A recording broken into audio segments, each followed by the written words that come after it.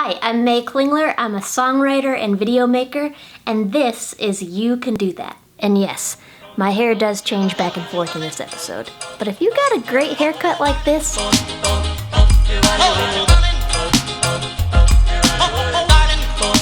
so like we talked about in this video, I do a few things, but in this episode of You Can Do That, we're just going to talk about songwriting. So there's not really a typical day for a songwriter. Sometimes I'm here in my room trying to come up with an idea. Sometimes I'm here at the piano doing the same thing. Or here in the studio recording. Or sometimes I'm in another city doing one of those things. But no matter where I am, songwriting looks pretty much the same. And what I need to do it looks the same too. So here's what I need to write a song.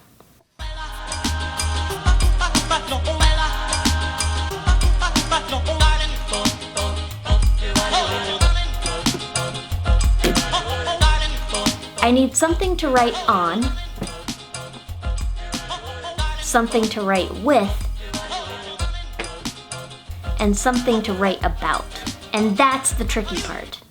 If I'm just writing for me, I'll tend to write about my emotions, my feelings. So if I'm happy, I write happy. If I'm sad, I write sad. And sometimes if I'm sad but I want to feel happy, I try to write happy. Emotions are tricky things. Sometimes you can fool them. Sometimes you can't.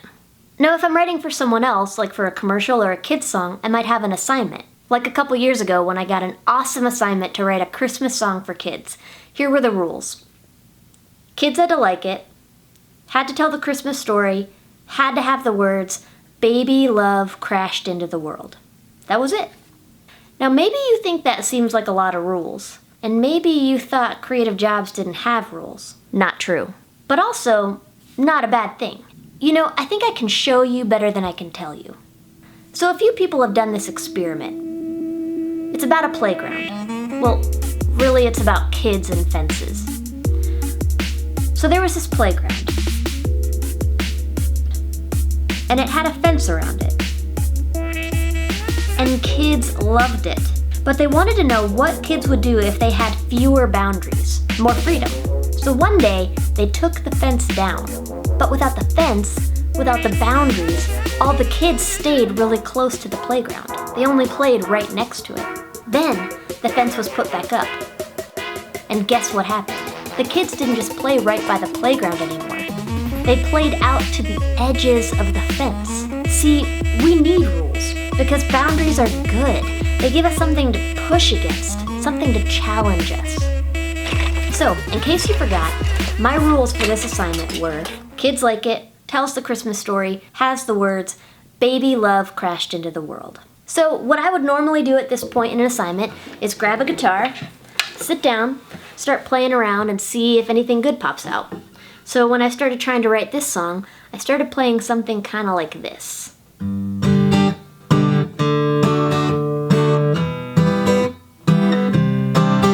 And then I started singing something kind of like this.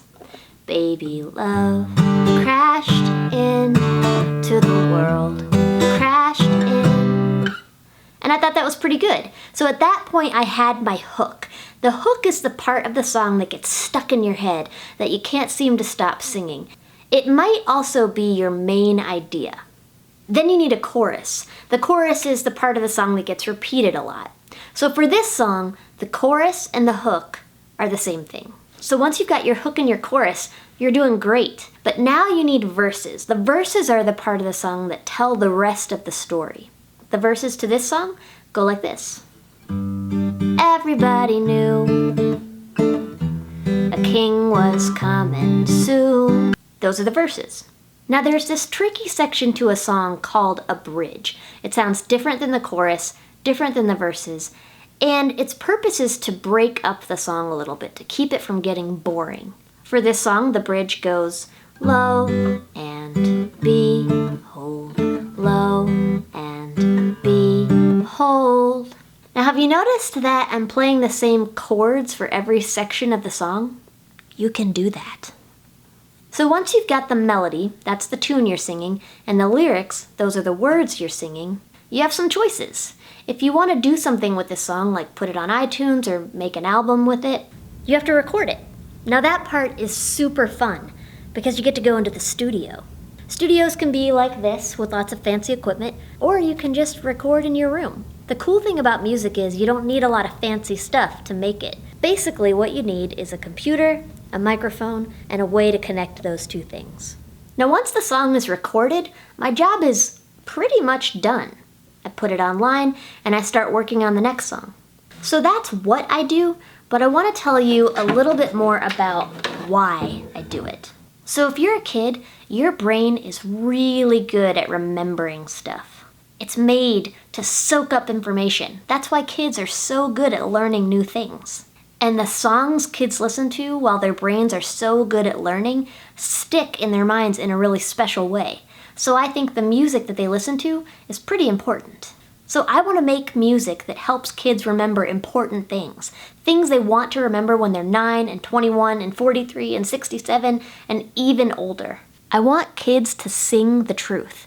And I want to make that music because I believe in you. I believe you're going to do big and amazing and huge things. And I want you to have music that inspires you and energizes you and makes you feel great and helps you remember things that are good and true and real.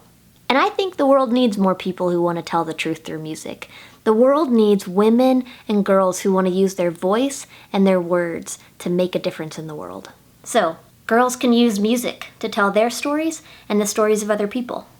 Girls can take the thoughts in their heads and use them to inspire the world.